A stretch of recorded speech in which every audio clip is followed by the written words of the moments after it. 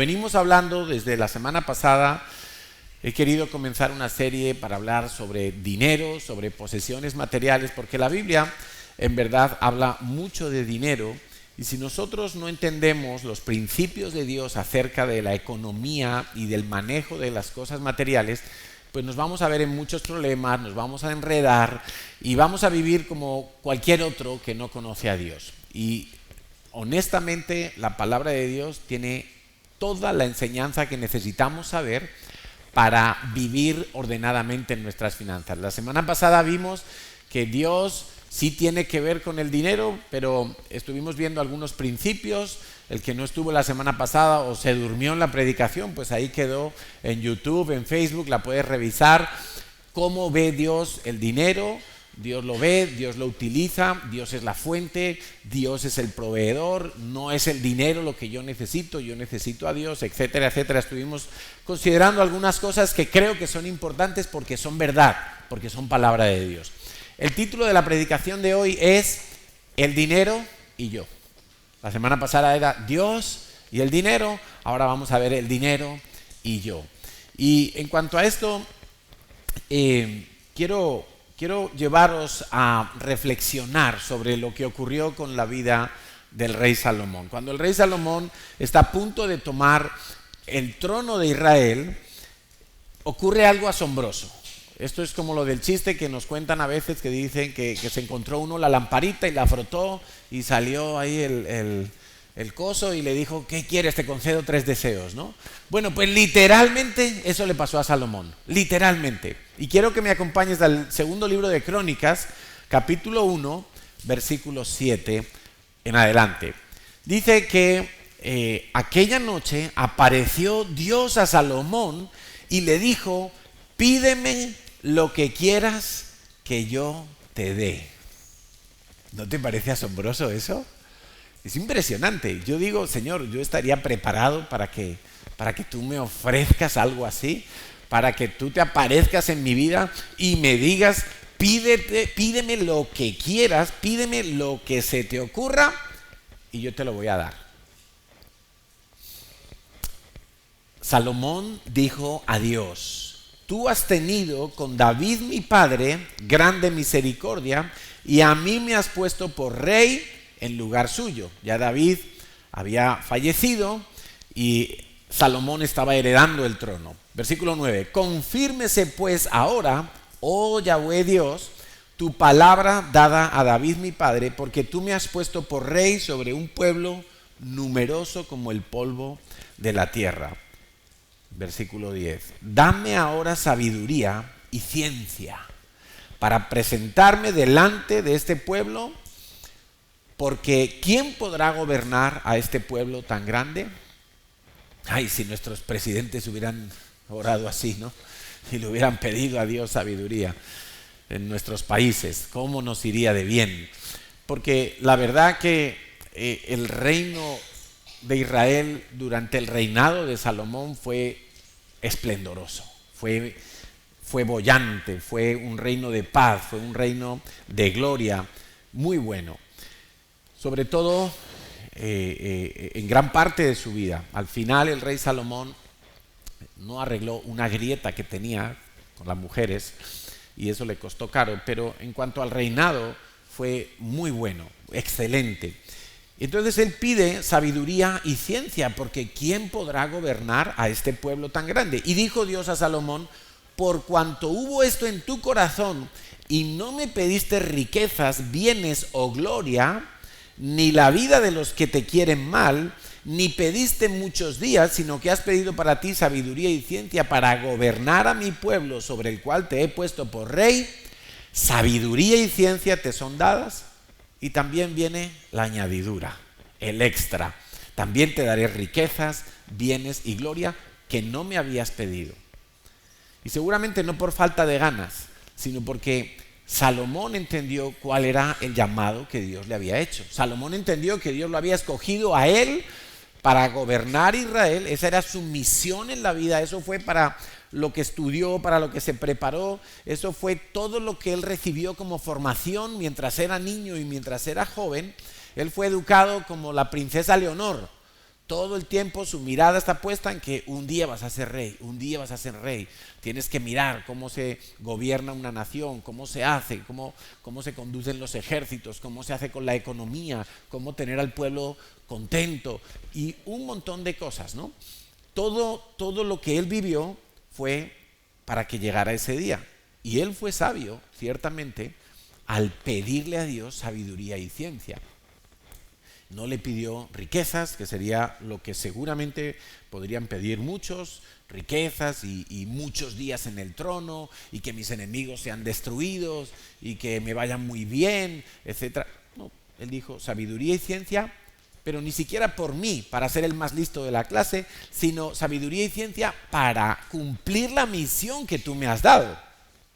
Y ese es un matiz súper interesante y súper importante que tenemos que recordar. Entonces, Salomón entendió su llamado, entendió su posición, entendió su responsabilidad dentro del reino de los cielos, dentro de lo que Dios le estaba encomendando, y él pidió de acuerdo a ese llamado. Ahora yo quiero que tú consideres qué harías tú si Dios te dijera qué necesitas hoy, que yo te lo doy. ¿Qué necesitas hoy? Si nosotros vamos a contestar a esa pregunta desconectándonos de quiénes somos en Cristo, entonces probablemente vamos a pedir cosas absurdas. Probablemente vamos a pedir cosas que no le van a agradar a Dios.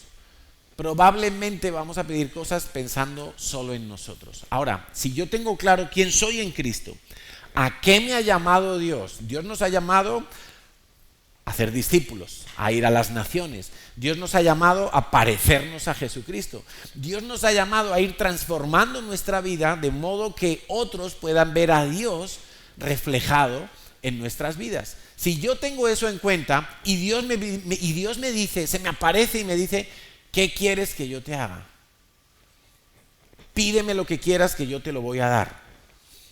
Entonces probablemente vamos a pedir cosas con las cuales Dios va a estar contento y Dios no va a tener ningún problema en suplirnos. ¿Y por qué he empezado por aquí? Pues porque a veces en nuestras vidas le damos al dinero una importancia tan grande que nos estamos olvidando que el reino de los cielos no se mide ni se deja influenciar por la cantidad de dinero que tenemos o manejamos, no se deja influenciar por lo que hay en la cuenta del banco. En el reino de los cielos el dinero es un simple instrumento, no es nada más. Y Salomón lo tenía muy claro. Salomón le pidió a Dios sabiduría y ciencia. Dice en Eclesiastés 7:12 que escudo es la ciencia, escudo es el dinero, mas la sabiduría excede en que da vida a sus poseedores. O sea, Salomón pudo comprobar que la ciencia, porque él fue el hombre más sabio, pudo comprobar que el dinero, porque fue un hombre riquísimo, dice la Biblia que era asombrosa la riqueza que él tenía en Jerusalén, tanto que la gente, otros reyes de Medio Oriente, venían a conocer a Salomón a causa de la sabiduría y a causa de la riqueza que tenía. Y venían porque habían oído que en su palacio había copas de oro y columnas y todo era asombroso. Pero Salomón dice, la ciencia tiene un tope, el dinero tiene un tope, pero la sabiduría excede en todo a la ciencia y al dinero. La sabiduría da vida a sus poseedores. Qué cosa tan maravillosa. Ahora, tú y yo necesitamos creer esto, porque vivimos en un mundo donde literalmente todo es dinero. La gente te clasifica o estamos acostumbrados a clasificar a la gente según el tipo de coche que tiene, la marca de la ropa que lleva, el barrio en el que vive. ¿Sí o no? ¿Sí o no? Honestamente. Inconscientemente estamos clasificando a la gente por su apariencia exterior. Este parece que tiene mucho dinero, este parece que tiene poco dinero, este vive en un buen barrio, este vive en un barrio más humilde, y estamos todo el tiempo filtrando en función de lo que se ve, en función de las cosas materiales. Pero Dios quiere que aprendamos a ver la vida de otra manera. Hubo otra persona en la Biblia, que fue Eliseo, a la que también se le hizo un ofrecimiento similar al de Salomón, y es sorprendente. Es el profeta Eliseo.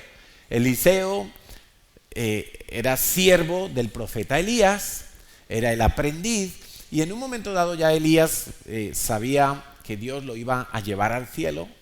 Elías fue uno de los dos ejemplos que encontramos en la Biblia de personas arrebatadas al cielo. El primero fue Enoc. ¿Os acordáis de Enoc? La Biblia dice que Enoc caminó con Dios y Dios se lo llevó al cielo, vivo se lo llevó al cielo. Fue el primer arrebatado. Que sepamos, Eliseo fue el segundo. Elías, el profeta Elías. Y Dios ya le había dicho a Elías que se lo iba a llevar. Y Elías le dice a Eliseo, segundo libro de Reyes, capítulo 2, versículo 8, tomando entonces Elías su manto, lo dobló, golpeó las aguas, las cuales se apartaron a uno y otro lado, y pasaron ambos por lo seco. Cuando habían pasado el río, Elías dijo a Eliseo, pide lo que quieras que haga por ti. Ahora, Eliseo había sido aprendiz de Elías y había visto a Elías hacer unos milagros impresionantes. Había visto a Elías orar y hacer retroceder una cantidad de cosas. O sea, el poder de Dios estaba sobre Elías. Y Elías le dice a Eliseo, pide lo que quieras que haga por ti antes de que yo sea quitado, antes de que sea arrebatado. Y dijo Eliseo, dame un chalet en Arenys de Mar. No dijo eso, ¿verdad? No, dame un Mercedes-Benz porque el caballo me duele ya las nalgas. No dijo nada de eso. Dame 1.000.000 de euros en el banco porque me quiero asegurar la jubilación cuando ya me echen de Israel por profetizar a los reyes y que me cojan manía. No dijo nada de eso. Él dijo, te ruego que una doble porción de tu espíritu sea sobre mí. ¡Wow! Es un tipo que estaba pensando una vez más en el propósito de Dios. Eliseo sabía que heredaba el ministerio de Elías. Era un ministerio profético, era un ministerio desafiante, era un ministerio peligroso, era un ministerio muy retador. Elías en cierta ocasión se tuvo que enfrentar a toda la corte de falsos profetas de Jezabel. Y eran 400.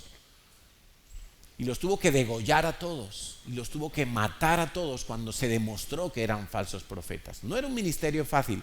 Y Eliseo lo sabía. Eliseo estuvo allí, vio todos esos desafíos y sabía que heredando ese ministerio profético, él se iba a ver en dificultades. Y él le dice, ¿sabes qué? Una doble porción de tu espíritu. Ni siquiera como la tuya, una doble porción. Que Dios me lleve a más. Que lo que Dios ha hecho contigo se quede pequeño con respecto a lo que haga conmigo. Yo no creo que era una posición orgullosa, porque si fuera una motivación orgullosa, Dios no le habría dado a Eliseo lo que estaba pidiendo. Porque Dios no responde a oraciones orgullosas, nacidas del deseo de la carne. Dios no responde a ese tipo de oraciones. Pero bueno, ahí sucede que Elías le dice, bueno, si cuando yo sea arrebatado, tú me ves con tus ojos que soy arrebatado, entonces Dios te va a dar lo que has pedido. Y sucedió así. Y vemos que el ministerio de Eliseo fue también algo muy sobrenatural, impresionantemente sobrenatural. ¿Por qué te cuento esto? Porque vemos el caso de dos personas que entendieron muy bien que todo lo que necesitaban en esta vida era vivir el propósito de Dios, era vivir el llamado de Dios, era vivir aquello que Dios había preparado para ellos. Y entonces ellos pidieron de acuerdo a ese llamado.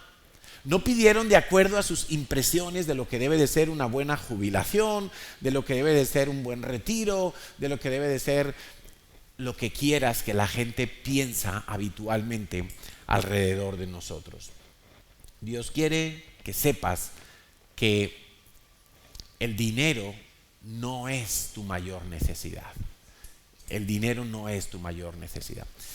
Dijo el sabio Salomón que el dinero sirve para todo. Lo encontramos en Eclesiastés 10:19. Dice, para el placer se hace el banquete, el vino alegra a los vivos y el dinero sirve para todo. Y eso es verdad, pero esa verdad hay que encuadrarla dentro de, una vez más, dentro de los propósitos de Dios. Quiere decir que si tú necesitas dar de comer a tus hijos, tú le puedes pedir a Dios dinero o le puedes pedir a Dios provisión. Y es diferente. Tú le puedes pedir a Dios un aumento de sueldo o tú le puedes pedir a Dios sabiduría para administrar lo que tienes. Es diferente. Tú le puedes pedir a Dios o a quien sea, dame dinero porque tengo que dar de comer a mis hijos, o puedes volver tus ojos a Dios y recibir instrucciones de Dios y a ver qué hace Dios. Para muchos la forma de pensar es esa: yo necesito dinero para todo. Y nosotros tenemos que cambiar esa mentalidad. Y yo espero que a través de esta serie de predicaciones empecemos a cambiar nuestra mentalidad, nuestra forma de mirar las cosas materiales y de considerar las cosas materiales. Fíjate que una de las características de los últimos tiempos es que habrá mucha gente que va a ser engañada. ¿Lo habéis leído en Mateo capítulo 24?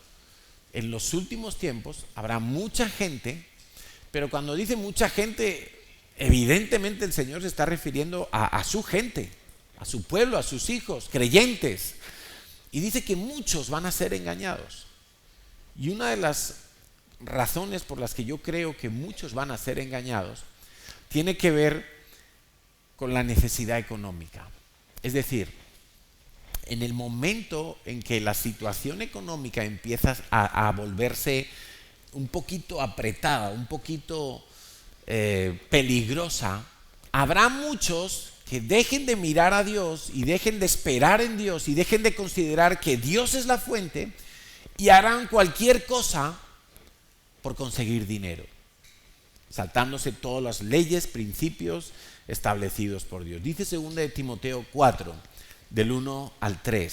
Segunda de Timoteo 4, del 1 al 3. Te encarezco delante de Dios y del Señor Jesucristo, que juzgará a los vivos y a los muertos en su manifestación y en su reino, que prediques la palabra, que instes a tiempo y fuera de tiempo, redarguye, reprende, exhorta con toda paciencia y doctrina, porque vendrá tiempo, escucha esto por favor, porque es muy clave, vendrá tiempo cuando los creyentes sentados en una iglesia no sufrirán la sana doctrina, sino que teniendo ganas de oír, ganas de respuestas, ganas de soluciones, ¿cómo salgo de esto?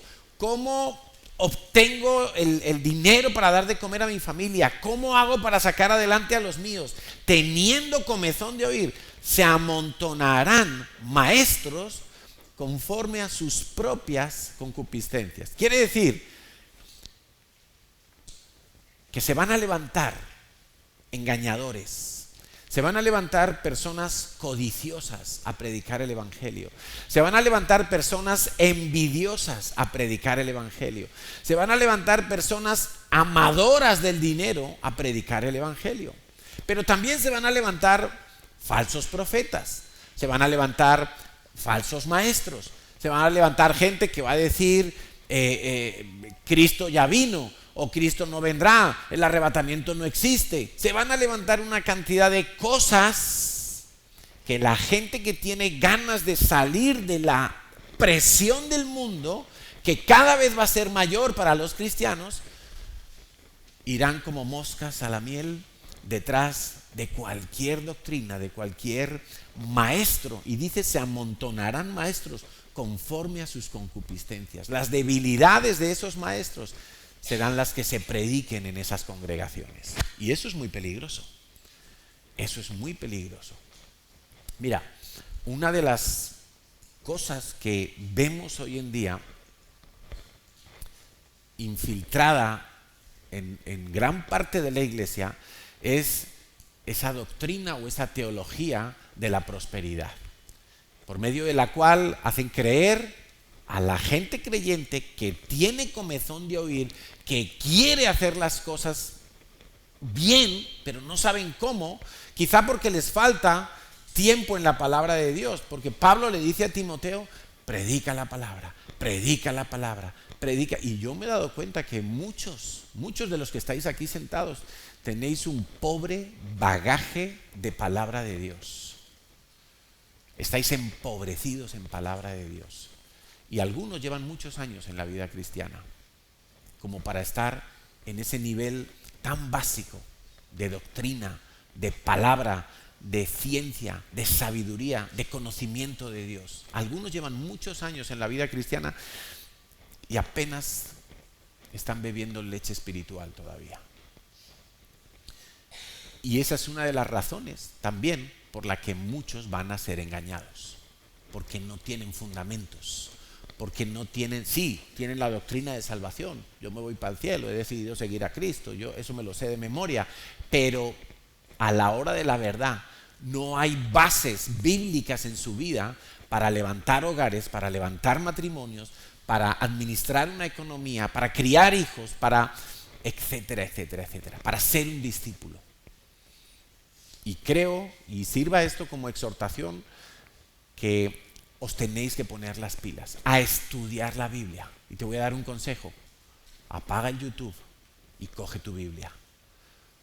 Apaga el YouTube y deja de escuchar predicaciones y coge tu Biblia y lee tu Biblia. Y cuando no entiendas, pregúntale al Espíritu Santo y espera la respuesta del Espíritu Santo.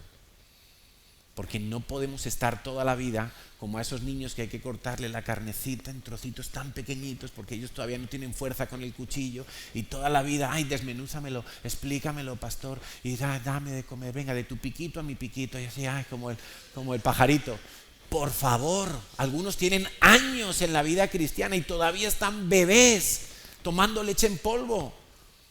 Toca meterse en, claro, es más cómodo YouTube. Y como tengo prisa, 1,5 de reproducción. Rapidito, que me lo expliquen esto, ¿cómo es? ¿Cómo me sano del rechazo? Venga, rapidito, mientras voy en el metro. Pero no coges tu Biblia ni un minuto por la mañana. Eso no funciona. Te estás quedando raquítico, te estás quedando pequeño en la vida espiritual. Y hablábamos entonces de la teología de la prosperidad. La teología de la prosperidad es uno de esos males que se ha metido en muchas iglesias. Y es algo de lo que nos tenemos que cuidar constantemente, porque es muy sutil. La teología de la prosperidad le dice a la gente, Dios te va a engrandecer. Y claro, encontramos muchos versículos en la Biblia donde dice que Dios te va a engrandecer. Y Dios te va a hacer rico. Y encontramos versículos en la Biblia que apoyan esa idea. Y Dios... si tú todavía no has prosperado económicamente es porque te falta fe. Y ahí muchos empiezan a entrar en culpa y empiezan a entrar en condenación. No, es que me falta fe, por eso yo todavía no tengo soltura económica, por eso todavía estoy apretado, por eso todavía no salgo de mis deudas, por eso todavía no me he podido comprar un piso. Y entonces muchos empiezan a tener culpa porque les han dicho que si tú no eres rico es porque te falta fe. Y eso es una herejía, eso es una falsedad. Es que Dios no ha prometido nunca hacer rico a nadie. Nunca.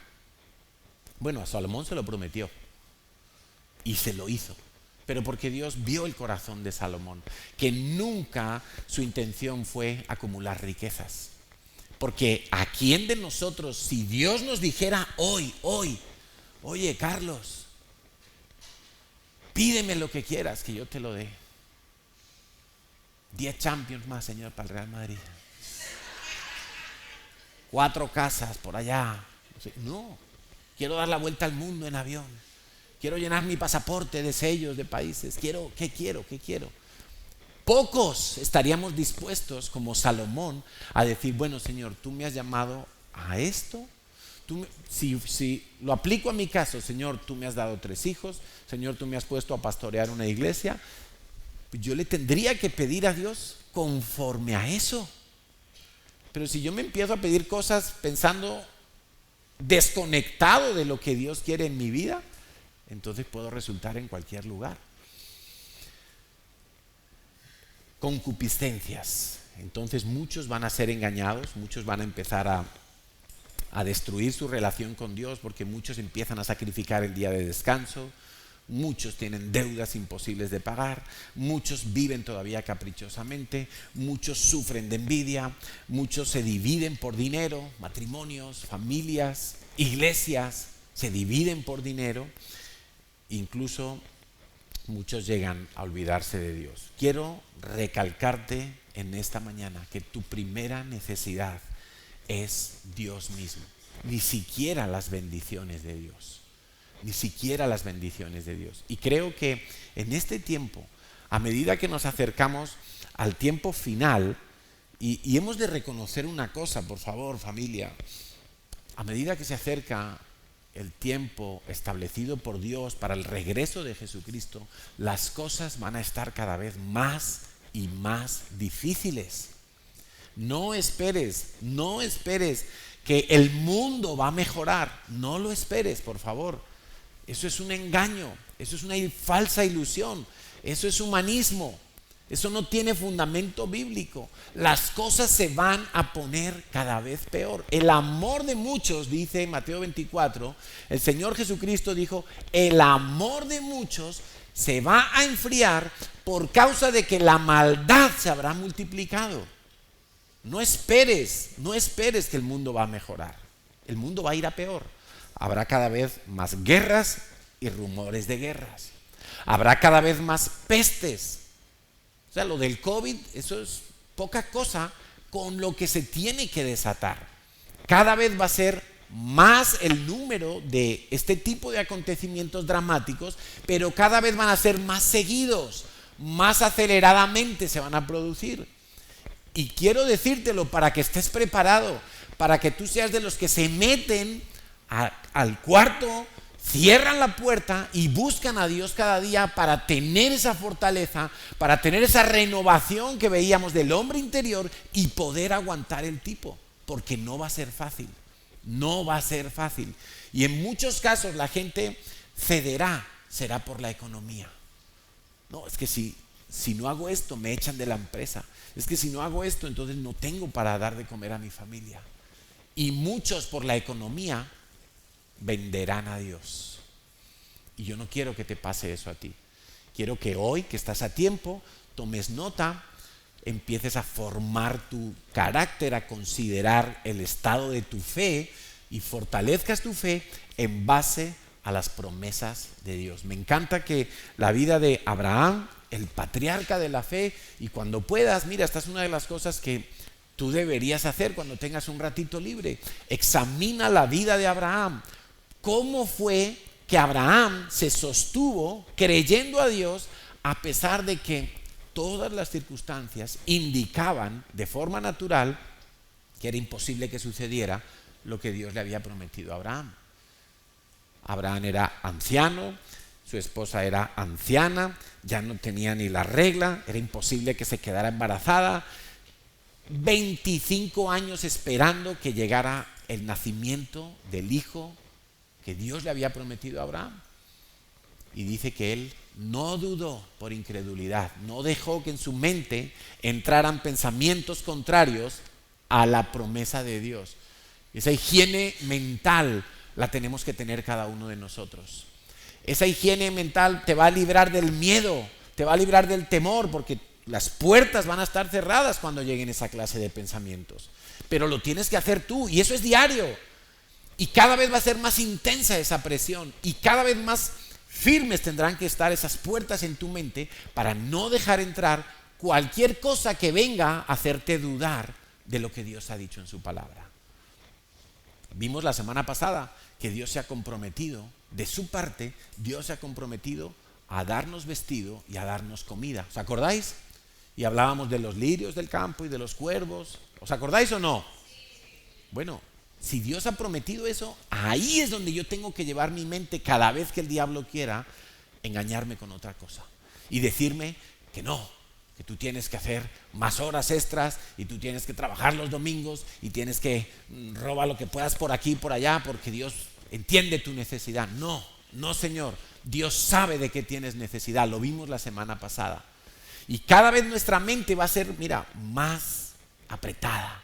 cada vez nuestra mente va a ser más atacada, cada vez nuestra mente va a tener más riesgos y más peligros. Por eso necesitamos armarnos de un pensamiento santo conforme a la palabra de Dios. Y eso lo vas a lograr estando en intimidad con Dios.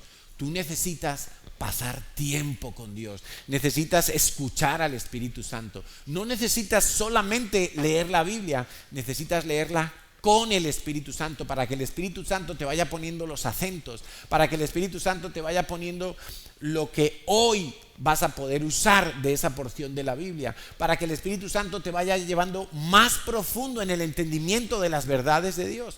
Porque algunos saben de memoria algunos versículos, pero no saben vivir con esos versículos.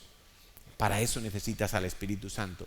Y los que van a ser engañados en el final de los tiempos son los que menos comunión tienen con Dios. Los que llevan una vida cristiana light totalmente. Esos van a ser engañados con toda seguridad. La Biblia dice que son muchos, muchos. Y por alguna razón dice que son muchos, no son pocos, son muchos. Salmo 24, 3. ¿Quién subirá al monte de Yahweh? ¿Quién estará en su lugar santo? ¿Quién? ¿Quién podrá? Ahora, esto es, alguno dirá, pero bueno, ha dicho que iba a hablar de dinero y nos está hablando de intimidad con Dios. Claro, es que tú no puedes llegar a entender el manejo del dinero si tú no tienes intimidad con Dios. Si tú no tienes a Dios en el lugar de honor de tu corazón, el dinero se va a acabar convirtiendo en un problema en tu vida. Si tú no tienes a Dios en el primer lugar de tu corazón, el dinero va a empezar a competir con Dios y va a llegar un momento en que lo va a desbancar y aquí se va a poner don Euro y no el Señor. Por eso quiero que entiendas que Dios todo el tiempo te está invitando a que tú vengas a Él, a que tengas intimidad con Él. ¿Quién subirá al monte de Dios a encontrarse con Dios? ¿Quién estará en su lugar santo? Esa es la invitación de Dios. Dios quiere que tú estés allí. Dios quiere que todos los días tú vengas y entres al lugar santo de Dios. El lunes, cuando te levantas por la mañana, tú deberías de buscar esto.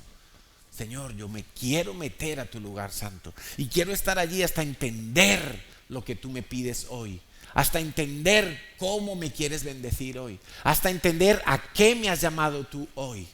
Dice Isaías 55 del 1 al 3, a todos los sedientos, venid a las aguas, a los que no tienen dinero, venid, comprad y comed.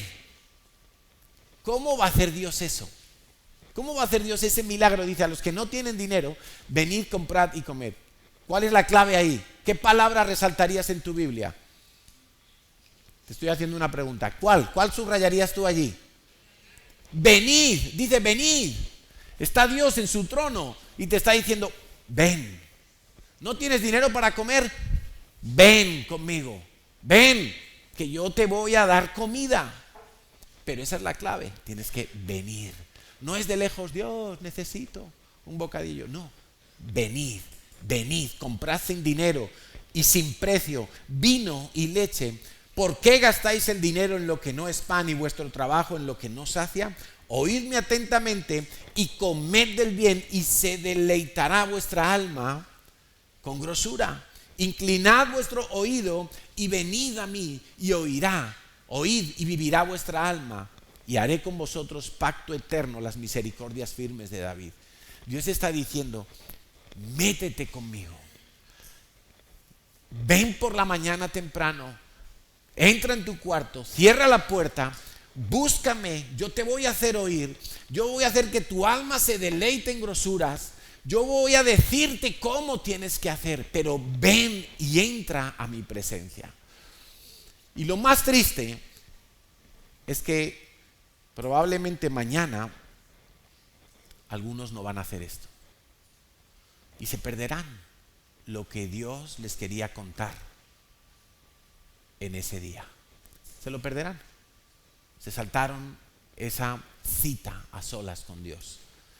y se perdieron la oportunidad de entender cómo Dios se mueve, cómo Dios opera, cómo Dios quiere proveer y darnos más y más y más. Salmo 119, versículo 10.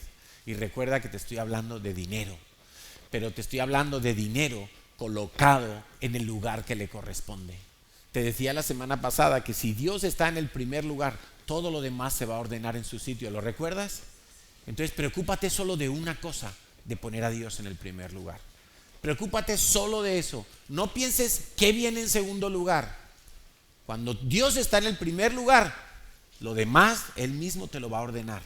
Cada cosa en su lugar. Dice el Salmo 119:10: con todo mi corazón te he buscado, no me dejes desviarme de tus mandamientos. ¿Cuánto tiempo hace que cuando oras, escucha por favor, cuánto tiempo hace que cuando oras a solas con Dios? No te quiero preguntar cuánto tiempo hace que no oras a solas con Dios, porque a lo mejor nos llevaríamos un susto. Deberías orar a solas con Dios, no solamente en la iglesia, no solamente aquí, a solas, tú solo, tú sola en tu casa, en tu habitación, cerrada la puerta como nos enseña el Señor.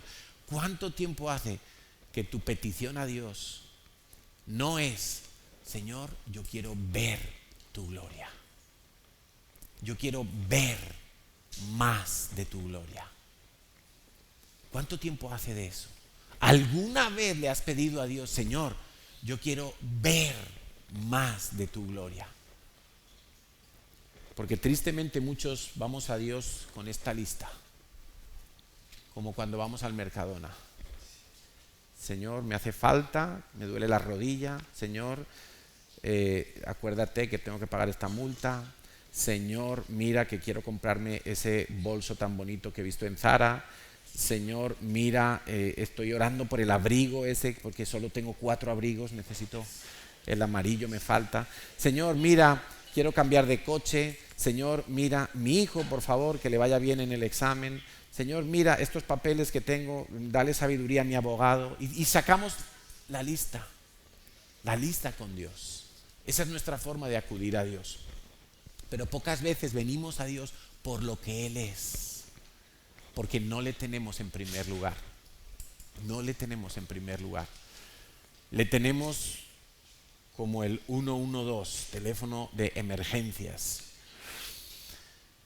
Entonces, veíamos que uno de esos peligros es la teología de la prosperidad, donde todo se vuelve material, todo es dinero, todo es en función del dinero. Si hacemos algo es porque Dios va a hacer llover oro, y donde Dios... Yo estuve una vez en una campaña evangelística, supuestamente, a estas alturas ya dudo si era evangelística, pero los supuestos milagros que hacía ese supuesto apóstol era que hacía llover polvo de oro para que la gente lo recogiera en el suelo. Algo asombroso. Pero allí estábamos algunos un poquito fascinados, he de reconocerlo, pensando si eso sería verdad, o casi que anhelando que sea verdad, y me forro. Pero no era verdad, no era verdad. Y no porque Dios no pueda hacerlo, evidentemente Dios puede hacer eso y mucho más. Pero seguramente no va a ser la forma en que Dios quiera prosperarnos. La prosperidad de Dios no es eso. La prosperidad de Dios siempre tiene que ver con su reino, no con mi acumulación de riquezas. Nunca tiene que ver con mi acumulación de riquezas. Ahora, otro peligro en otras iglesias es todo lo contrario. Ya pasamos de la prosperidad y la superfe, pasamos a que todos tenemos que ser pobres. Que Jesús era pobre, que Pedro era pobre, que María, Miriam era pobre, y José era pobre y por eso dieron a luz en un establo, y todos tenemos que ser pobres porque a Dios le gusta que seamos pobres, y eso también es una herejía, eso es falso. Dios no quiere que seamos pobres.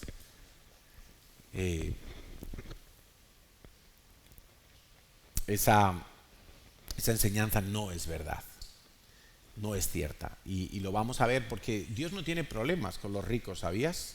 Dios no tiene problemas con los ricos. Dios tiene problemas, escucha esto, con los que ponen su confianza en el dinero.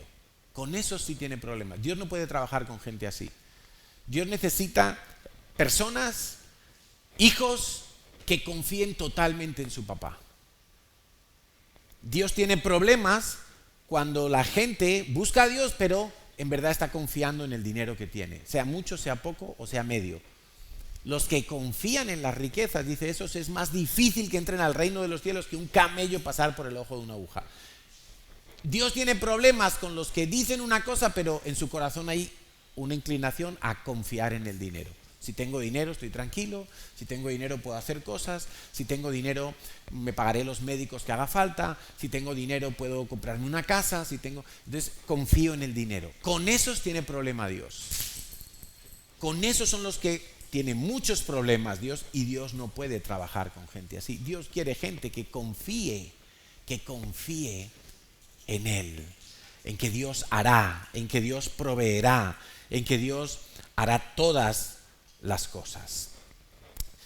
¿Qué necesito entonces saber yo respecto al dinero? Lo primero, si veíamos la semana pasada que Dios es el dueño de todas las cosas, incluido lo material, incluido el dinero, incluido el oro y la plata, de todo, entonces ¿yo qué soy?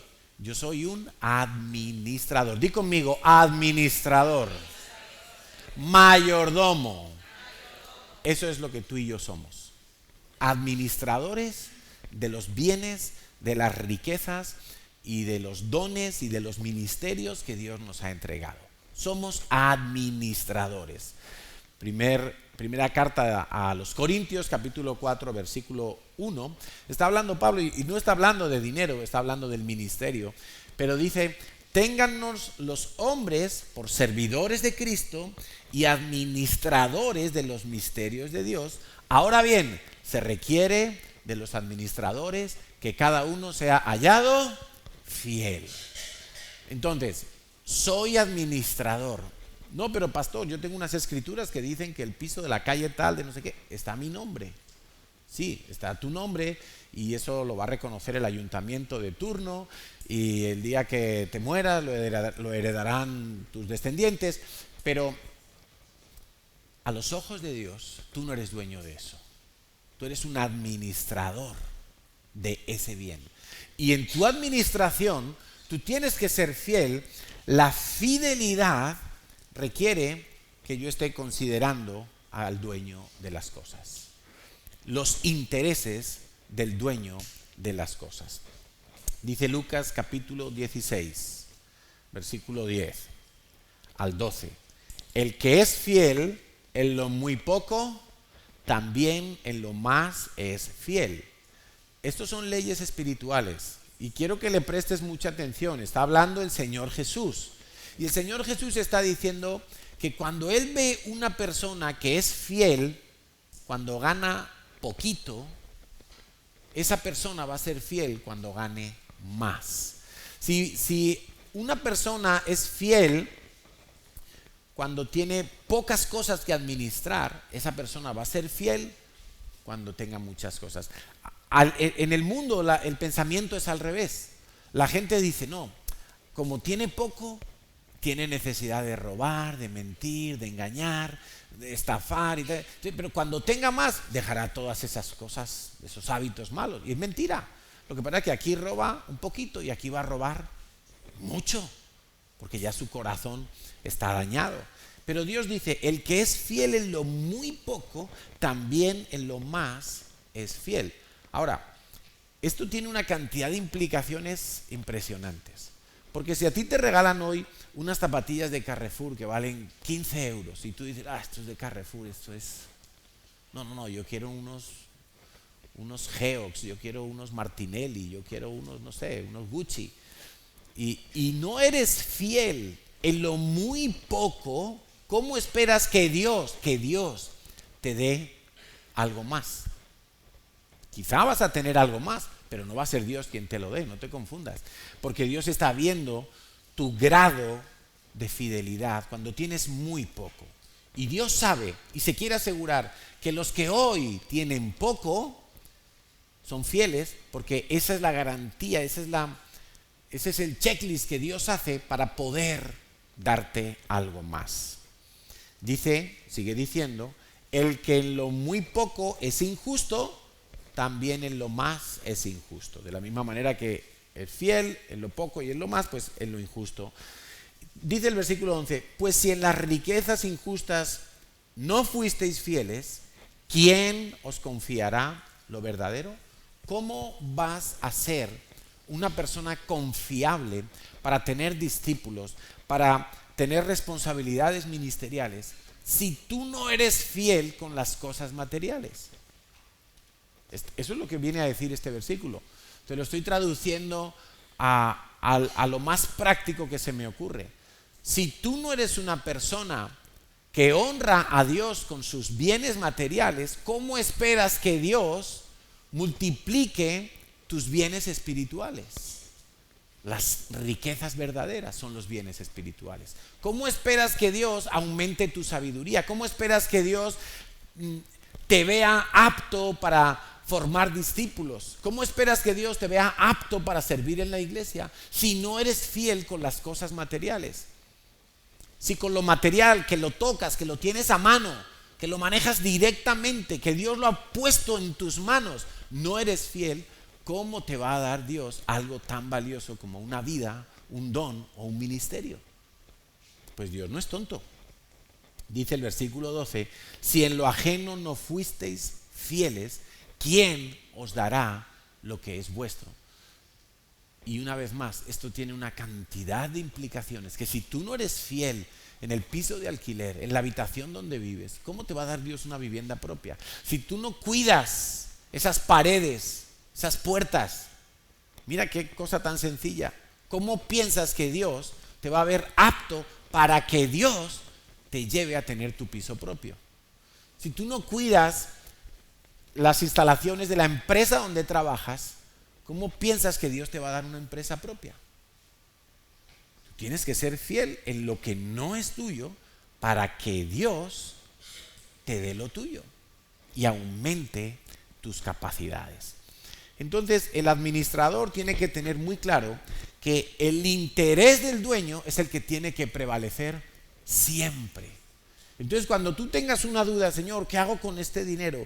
¿Qué hago con esta posesión? ¿Qué hago con esta herencia que me van a dar? Lo primero que tú tienes que pensar es en el interés de Dios. ¿Cómo gana Dios? ¿Cómo gana Dios? Y para eso Dios ha establecido un método, una manera, que es el diezmo. Hoy no voy a predicar del diezmo porque vamos a dedicar un domingo entero para enseñar sobre el diezmo y para que entendamos que es un principio poderosísimo. Solamente te quiero decir hoy esta clave para que la recuerdes. El diezmo es una primicia, es lo primero. El diezmo siempre, siempre tiene que ser lo primero, no lo último, no lo que me sobra, no cuando ya tengo de más y entonces no. Lo primero tiene que ser el diezmo. Si no, no es diezmo. Esa es la connotación, ese es el apellido que lleva el diezmo. El diezmo es primicia, siempre tiene que ser lo primero. Entonces,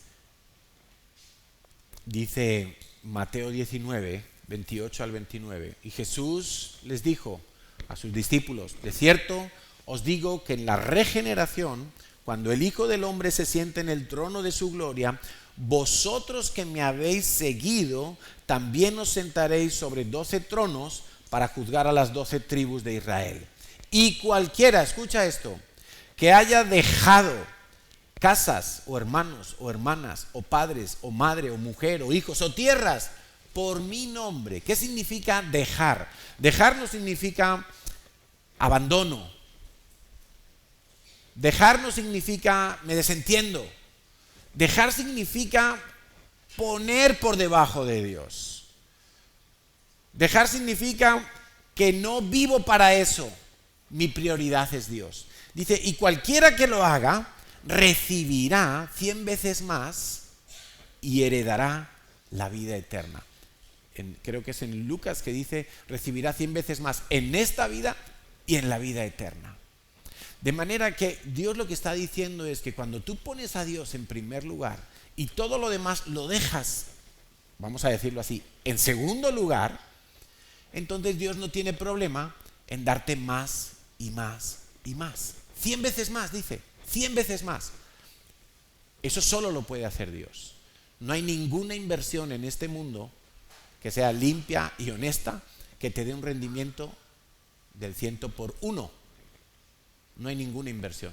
Y si hay alguna, eso es algo turbio. O una estafa. Pero Dios dice 100 veces más. Pablo también lo tenía muy claro. Le dice a los filipenses en el capítulo 4, versículo 17, no es que busque dádivas, porque le habían enviado una ofrenda a Pablo y Pablo estaba contento y dice, yo no busco dádivas, no busco que me deis, sino que busco fruto que abunde en vuestra cuenta. Como diciéndoles, mira, si tú aprendes a dar, si tú aprendes a sostener a los misioneros, si tú aprendes a sostener la gran comisión, eso va a redundar en un fruto que abunda en tu cuenta. Pero como vamos a tener un domingo para predicar específicamente sobre el diezmo, pues vamos a dejarlo ahí, pero tener claro que lo primero es Dios. Lo siguiente que tenemos que proveer es para nuestra casa. Es muy clara la palabra de Dios, dice primera de Tito 5:8, si alguno no provee para los suyos y mayormente para los de su casa, ha negado la fe y es peor que un incrédulo.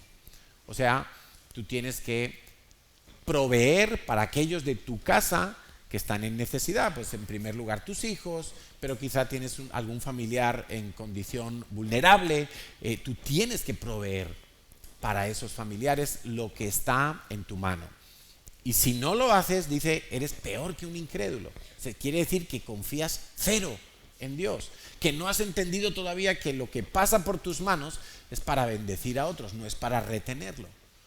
El cristiano siempre tiene que estar con las manos abiertas, pero las manos abiertas son para dar, para que al recibir eso corra. Hay otros que están todo el rato con la mano abierta, pero porque es así. Dame que cuando me saque, ahora saco esta y ahora saco esta. No, el cristiano está recibiendo para repartir. Cuando el Señor Jesús hizo el milagro de la multiplicación de los panes y los peces, lo puso en manos de los discípulos para que repartieran la multiplicación. Porque quería que entendieran que la abundancia no es un problema para Dios. Dios te va a dar abundancia, pero tú en ningún momento puedes caer en la trampa de esto me lo quedo. Por si acaso mañana no hay, me lo quedo. No, Dios quiere manos abiertas todo el tiempo. Y que fluya, y que vaya, y que pase por mis manos, y que alcance a otros, en este caso, para los de mi casa. Pero también tenemos que acordarnos, en tercer lugar, del pobre. Ahora, aquí hay un matiz.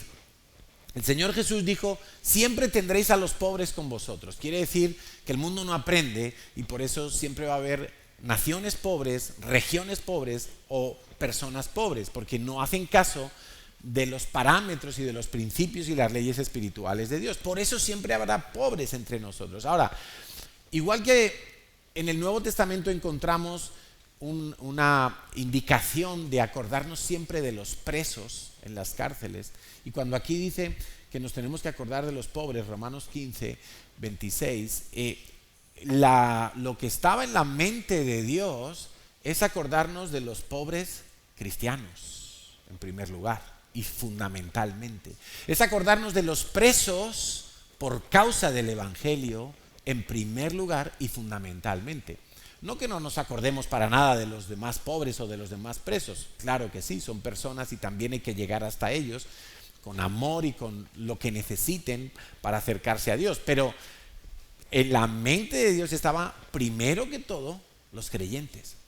El ministerio a las cárceles del que se habla en el libro de los Hechos y es de los que estaban presos por causa del Evangelio.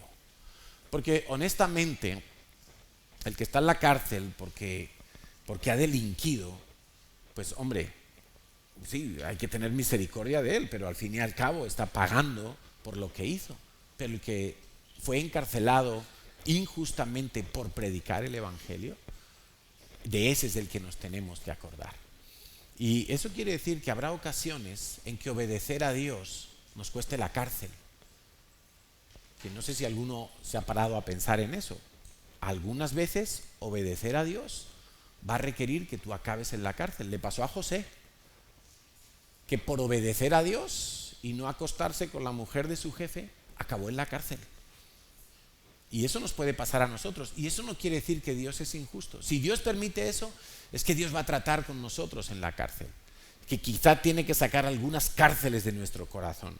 Dice Romanos 15, 26, 27, porque Macedonia y Acaya tuvieron a bien hacer una ofrenda para los pobres que hay entre los santos que están en Jerusalén.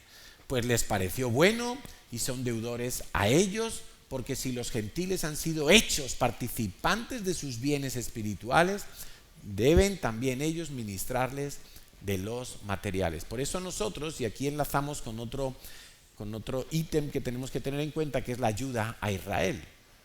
O sea que si tú ayudas a un pobre israelita, pues mira, estás matando dos pájaros de un tiro. Estás considerando los principios de Dios dos en uno.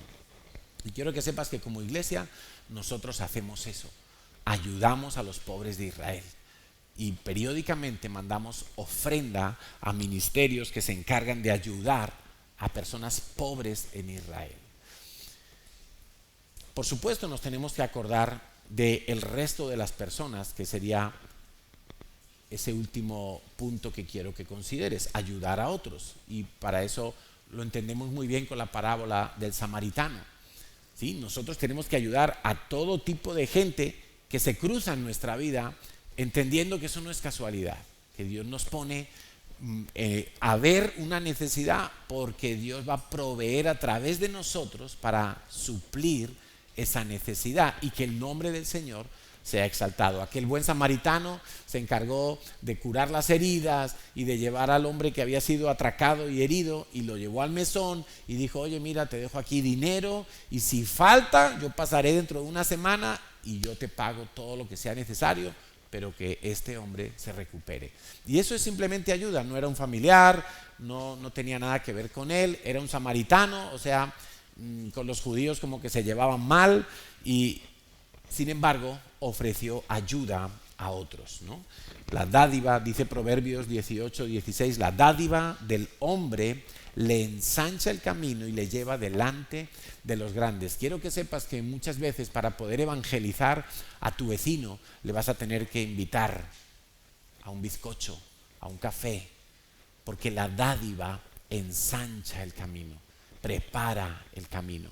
Y dar al incrédulo, dar al ateo, dar al enemigo de la fe, muchas veces va a ser el comienzo de tu evangelización para esa persona. Y eso no podemos quitarlo de nuestro objetivo. Nosotros estamos puestos para cumplir la gran comisión, te lo recuerdo. No estamos aquí para hacer tesoros enormes y ser los más ricos de la ciudad. No estamos aquí para eso.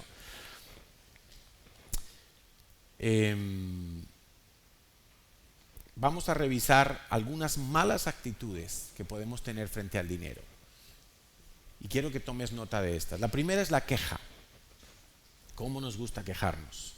Pero Pablo le decía a los Filipenses, capítulo 4, versículo 11, que él había aprendido a contentarse. Qué gran secreto, qué gran disciplina. Contentarse cualquiera que sea mi situación. Sé vivir humildemente y sé tener abundancia. En todo y por todo estoy enseñado, así para estar saciado como para tener hambre, así para tener abundancia como para padecer necesidad. Y mira que esto es tremendo, porque si Pablo dice esto es porque él pasó por este tipo de situaciones. Y eso no es incompatible con que Dios se ha comprometido a darnos de comer y a vestirnos. Pablo, por causa del Evangelio, y aquí hay una gran verdad que quiero que recuerdes, que cuanto más te comprometas tú con el Evangelio, más tribulaciones vas a tener. Algunos piensan que, yo pensaba que la vida de los pastores era ideal. Cuando yo llegué a la vida cristiana y yo veía a Harvey, a Mari Carmen, veía a Enrique, a Emma, y yo decía, yo quiero ser como ellos. Yo quiero ser pastor. Mira, se les ve tan felices, se les ve tan seguros, se les ve tan firmes en la vida. Nada de lo que viene y les golpee los derriba, y yo quiero ser como ellos. Y yo los idealizaba. Yo veía eso y yo decía, ay, yo quiero tener un matrimonio así, yo quiero tener así como son ellos, yo quiero ser. Ahora que estoy de este lado, yo no veía todo lo que veía en aquel entonces. No veía todo. Hay tribulación, hay presiones, hay enemigos, hay críticas, hay juicios, hay ofensas, hay traiciones, hay muchas cosas. Pablo lo describe muy bien en sus cartas. Dice, fulanito me ha desamparado, me ha abandonado. El otro, el calderero ese, ¿cuántos problemas me está causando? ¿Sí? Y habla de naufragios, de azotes, de cárceles, de peligros de muerte, de apedreamientos, peligros de dentro de la iglesia y de fuera de la iglesia. Y uno dice, entonces ya no sé si quiero. No, pues mejor otros que vayan, que sean a tiempo completo, ¿no?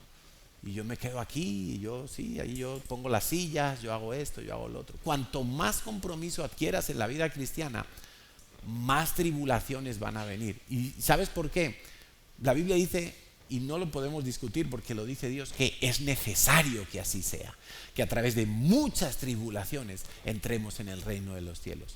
Yo creo personalmente que lo que Dios hace con todo eso es prepararnos y darle forma a nuestra vida para que seamos más como Jesucristo. Claro, el Señor Jesús tuvo que morir, pero antes de morir tuvo que ser traicionado, tuvo que ser abandonado por todos sus 12 hombres de confianza, tuvo que ser traicionado por dinero, el Señor Jesús pasó muchas cosas.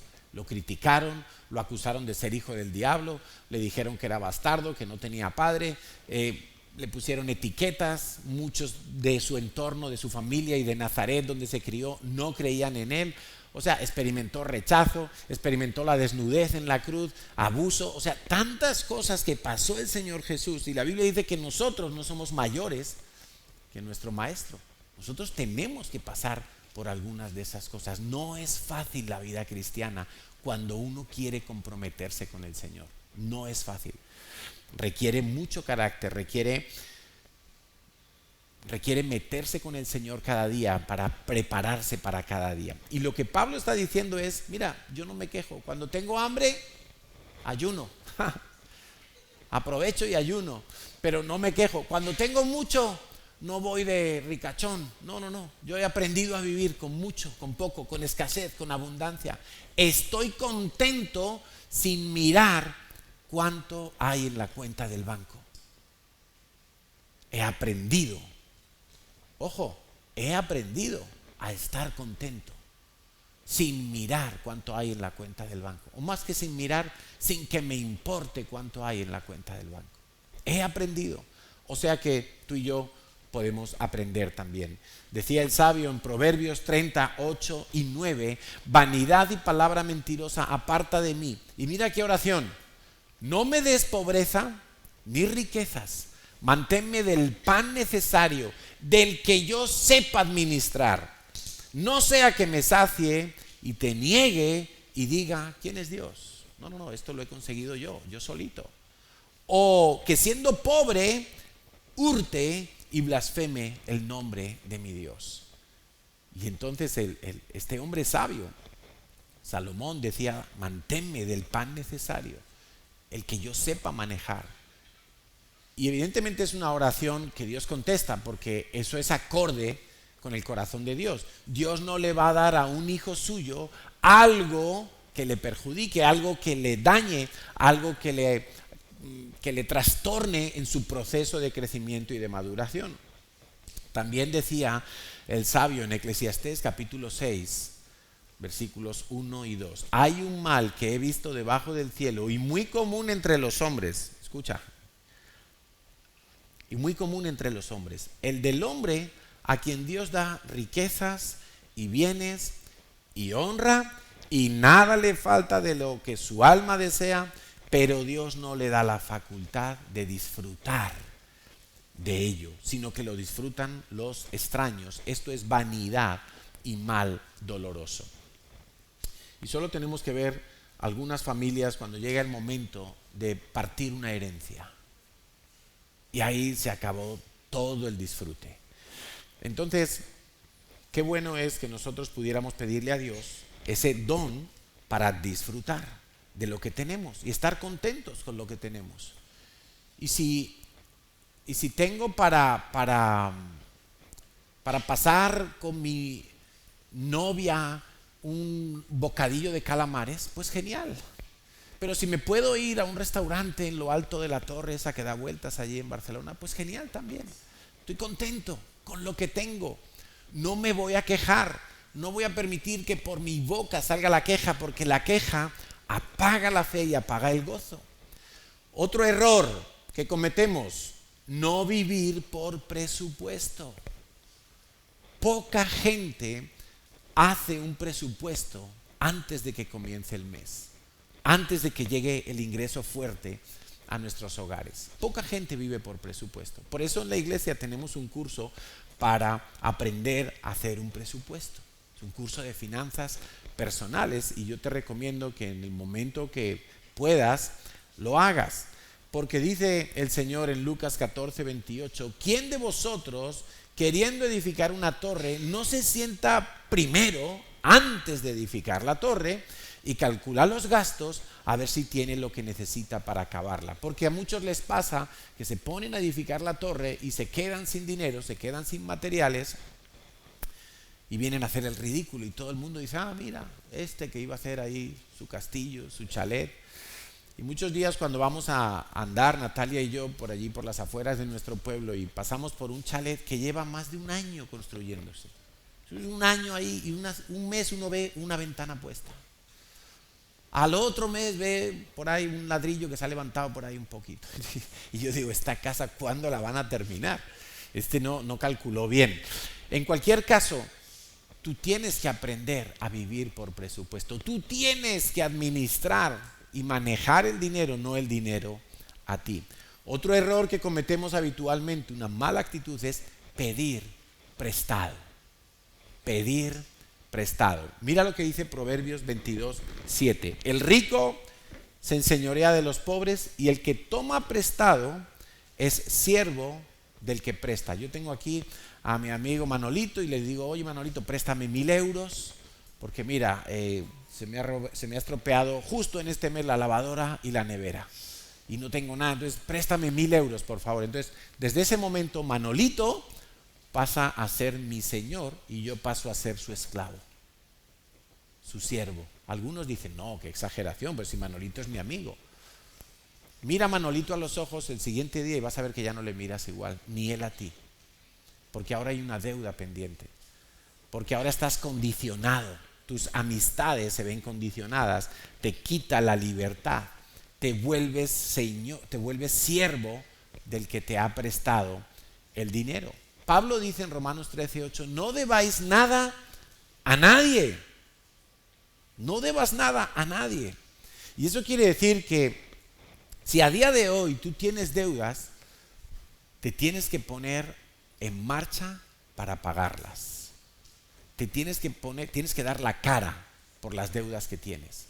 Si le debes algo a tu primo, si le debes algo al banco y no estás pagando, tú tienes que ir y hablar de frente con esa persona y decirle, mira, tengo un bache económico, pero no puedo pagarte en este momento, o no puedo pagarte lo que habíamos acordado, pero te voy a empezar a pagar, permíteme que te pague aunque sea menos cantidad, pero quiero comenzar a pagar. Entonces, eso es lo que tú debes hacer si tienes deudas a día de hoy que te están sobrepasando. Tienes que coger ese toro por los cuernos y tienes que enfrentar. Y tienes que hablar con los acreedores, porque eso te está robando la paz y es una puerta. Si tú no pagas tus deudas, eso es una maldición que está abierta, esa puerta, para que entre a tu vida el desastre, entre otras cosas el devorador. Si no tienes deudas, pues trata de no pedir prestado, sino de ahorrar. Esa es una de las cosas que te va a permitir vivir por presupuesto, que dentro del presupuesto tú vas a poder apartar una cantidad para ahorrar. Y que cuando se rompe la lavadora, que se rompe, ¿a que sí? A que se rompe la lavadora. Y se lleva el coche la grúa y tantas cosas. Pues vas a poder tener ahí un colchoncito para esas cosas que ocurren. Que no siempre es el devorador, quiero que lo sepas, porque si tu lavadora ya tiene 10 años y ha dado más vueltas que la Lola Flores, pues claro, se va a romper. Es que se va a romper. En fin, si no tienes deudas, trata de no pedir prestado. Quítate esa costumbre. Mira, quiero que consideres esto. Cuando tú pides un préstamo y tú dices, bueno, yo puedo pagar 100, 200, 300 al mes. Y tú calculas, sí, yo puedo porque con esto. Muy bien, tú estás haciendo ese cálculo hoy, pero tú estás suponiendo que toda la vida de ese préstamo las condiciones se van a mantener. Tu nivel de ingresos, tu salud, la empresa donde trabajas, todo va a mantenerse igual, porque como tú eres Dios y tú controlas, ¿verdad? Tú estás presuponiendo que todo va a seguir igual. Y eso es mucho decir. Eso es ponernos en el lugar de Dios. Por eso solamente recomendamos que alguien se meta en un préstamo cuando Dios se lo autorice expresamente. Cuando tú ores y tengas una confirmación de Dios, donde Dios te diga, ¿sabes qué? Adelante. Pero si no, mejor espera. A veces Dios quiere que esperes para llevarte al punto donde necesites un milagro y Él lo haga. Porque así hace Dios a veces las cosas. Dios muchas veces no nos responde en cuanto abrimos la boca, porque Dios quiere que desarrollemos la fe. Por eso también debes de considerar que el diezmo, al darle a Dios lo primero, te ayuda a desarrollar la fe, pero de una manera tremenda. Otra mala actitud, la envidia y la codicia. ¿Qué es envidia y qué es codicia? Bueno, podríamos resumirlo así. Envidia es que yo quiero lo mismo que tiene Pepito. O sea, yo veo que llega Pepito con unos Nike, no sé qué, Air Jordan, Flower Sun de Hanmore. Y entonces yo quiero ir a la tienda y comprarme las mismas, porque me encantan y yo no me quiero quedar atrás. Yo quiero tener el mismo flow. Y entonces salgo y me voy a la maquinista y me compro las mismas. ¿Por qué? Porque tengo envidia. Ahora, codicia es parecido, pero no es lo mismo. Yo quiero quitarle las Nike a Pepito. Quiero despojarle. Por eso a veces la gente va y te dice, oye, qué bonita esa mochila que llevas. Y en el fondo te está diciendo, ¿me la das? Porque lo que tiene es codicia. No te pregunta dónde la compraste, cuánto te costó, había otros modelos. No. Quiere quitártela porque ya es codicia. Codiciar la mujer del prójimo, por ejemplo. O sea, no quiero una rubia como la de mi vecino. No, quiero la de mi vecino. Eso es codicia. Además de adulterio. Por eso dice, no codiciarás la mujer de tu prójimo. Entonces, Habacuc 2:9 dice, ay del que codicia injusta ganancia para su casa, para poner en alto su nido, para escaparse del poder del mal. Ay del que codicia. O sea, los ayes en la Biblia siempre son mucho dolor. Siempre son mucho dolor, mucha tribulación. Otra mala actitud es la avaricia. Ahora, cuando hablamos de avaricia, normalmente nos imaginamos a alguien que está sentado en un cuarto oscuro contando billetes y mirando si ya ha llegado al 1.000.000 de euros y a ver cuánto tengo y metiendo debajo del colchón y guardando por aquí, guardando por allá. Y nos imaginamos a alguien así como muy avaro. Pero la avaricia tiene que ver con no conformarse. Tiene que ver con que nunca estoy satisfecho, con que quiero más. Y ahí entra también algo que viene asociado con la avaricia, que es el espíritu de aprovechamiento. Hay gente que es aprovechada y que entonces tú le dices un día, mira, te regalo esto y me acordé de ti, y al momento te está pidiendo algo más. Es como un espíritu de aprovechamiento. Y se puede ver en aspectos como la comida, por ejemplo. Hay gente que acumula comida y sabe que no se la va a poder comer toda, pero la acumula allí y la retiene allí.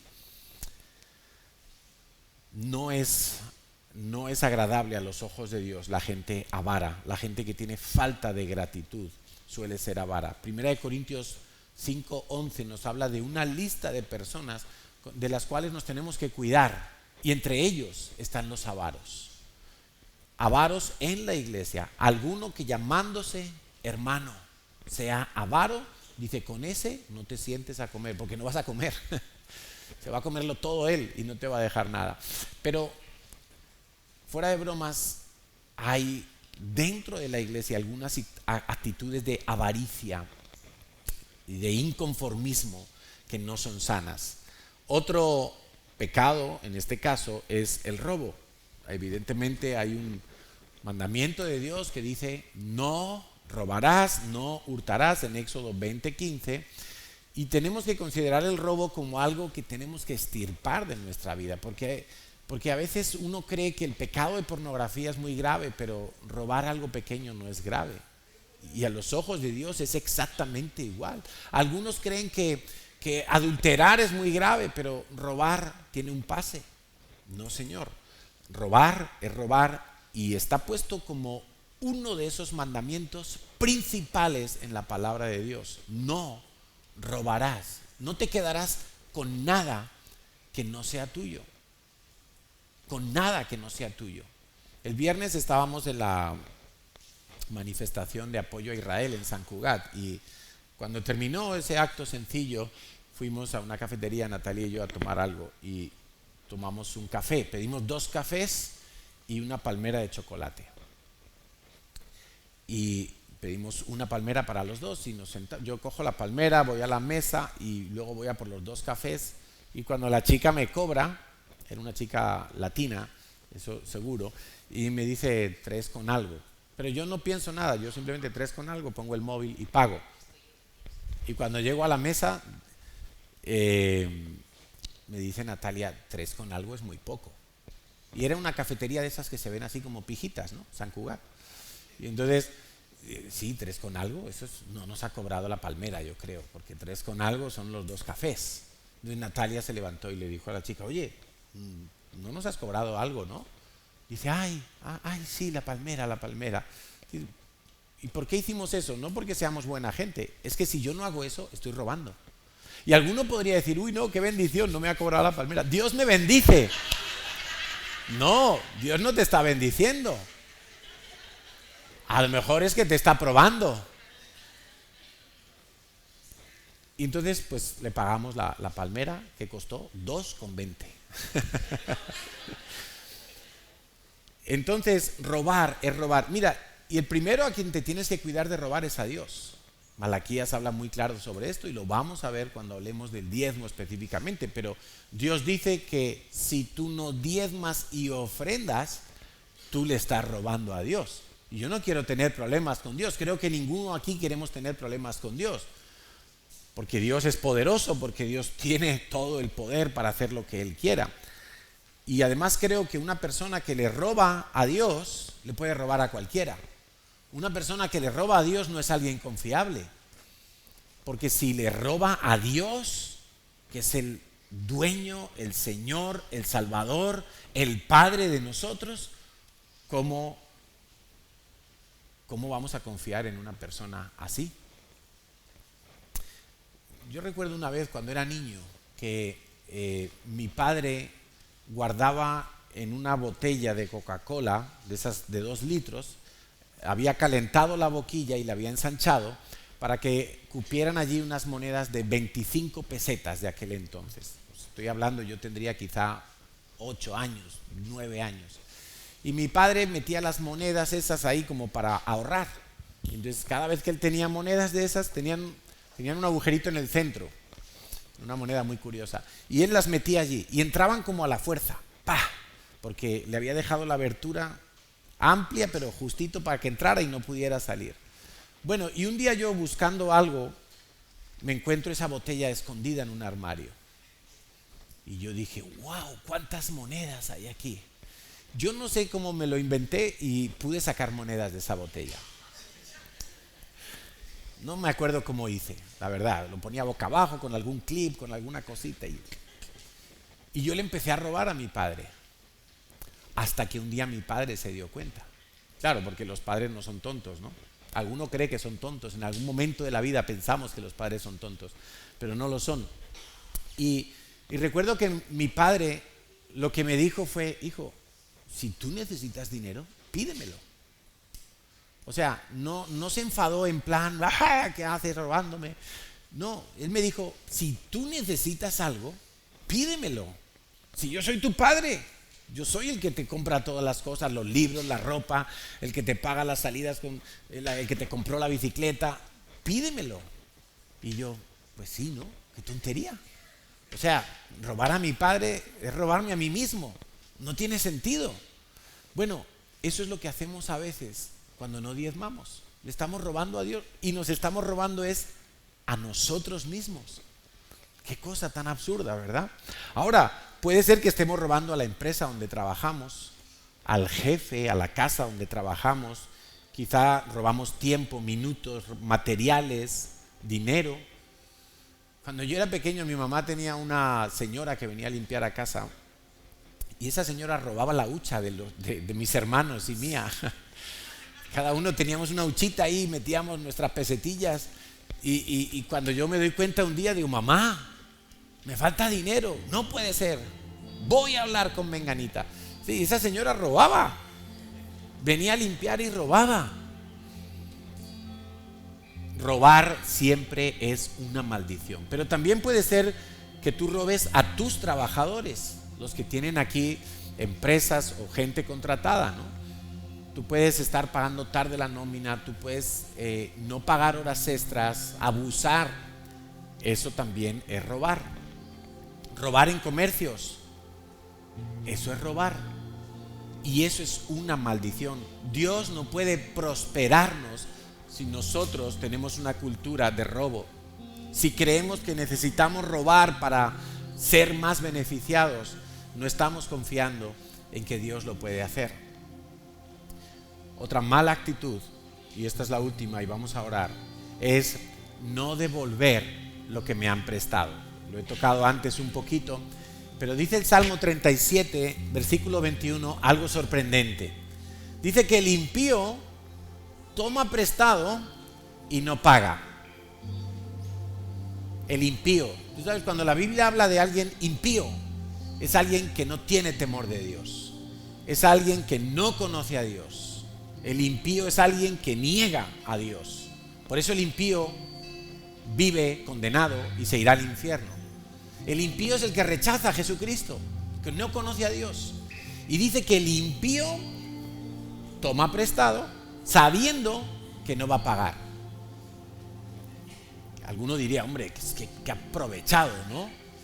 Pero es que puede ser que nos esté pasando a nosotros, que pedimos algo a sabiendas de que no lo vamos a poder devolver. Y nos estamos comprometiendo a algo que sabemos que no vamos a poder cumplir. Eso es ser un impío. Eso es no conocer a Dios. Dice, sin embargo, que el justo, el que conoce a Dios, el que tiene temor de Dios, dice que tiene misericordia y da. Y da. Por eso yo a veces aconsejo a la gente en la iglesia. Me dice: no, que fulanito me ha pedido dinero. Me ha pedido que le preste dinero. Y yo digo: ¿y qué vas a hacer? ¿Se lo vas a prestar? Es que no sé qué hacer, es que no sé. Mira, yo prefiero regalar lo que pueda antes que prestar dinero. Y es algo que dice la Biblia que hace el justo. El justo tiene misericordia y da. Quizá alguien me pide 300 euros porque tiene un problema y necesita 300 euros y yo le digo: mira, no te lo voy a prestar, pero quizá te regalo 50 y ya te alivias un poquito tu necesidad. Quizá no te puedo dar todo lo que tú necesitas, pero el justo tiene misericordia y da. Y da. Y te digo algo: no nos cansemos de dar. No nos cansemos de dar. Uno puede elegir en la vida cristiana estar en el lado de los que piden y reciben, o puede escoger estar en el lado de los que dan y tienen más, y tienen más. Algunos retienen y vienen a pobreza, dice Proverbios, pero el justo da y reparte, y da, y no se cansa de dar. Algunas veces cuando tenemos campamentos y vienen personas a decirnos, mira, no puedo pagar y esto, y alguna vez nos hemos quejado en nuestro corazón como, bueno, Señor, si es un campamento barato y aún así, y piden, y Emma siempre nos ha dicho, ¿sabes qué? Más bienaventurado es dar que recibir. Bueno, no lo dice Emma, lo dice la Biblia, lo dice Dios. Y si tú das, nunca te va a faltar. Pero haremos otra predicación sobre eso, porque también hay mucha tela que cortar allí. Entonces, no seas falto de integridad, ¿no? Que tu palabra sea firme y devuelve. Y antes de pedir prestado, en todo caso, considera pedirle a Dios. No tengas ese mal hábito y peor aún, sabiendo que no lo vas a devolver o que no lo vas a poder devolver. Oramos.